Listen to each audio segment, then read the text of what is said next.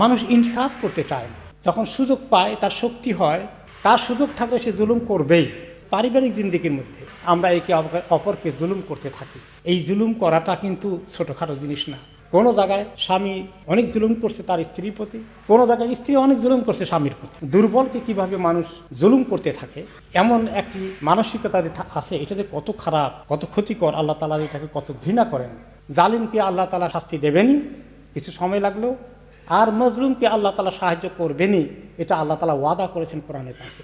লান তাসান্নাকা ওয়ালাউ বাদা হিন, হে মাজলুম, তোমাকে আমি সাহায্য করব কিছু সময় লাগলেও, কিছু পরে হলেও।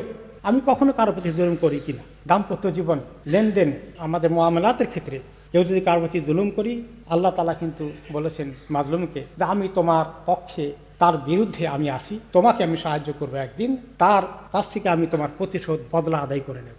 আর জালিম যখন দেখবে তার কি করুণ পরিস্থিতি সৃষ্টি হচ্ছে আখিরাতে, সেটা তো আবাদুল আবাদ, চিরদিন পর্যন্ত হতে থাকবে, তার কোনোদিন সমাপ্তি হবে না।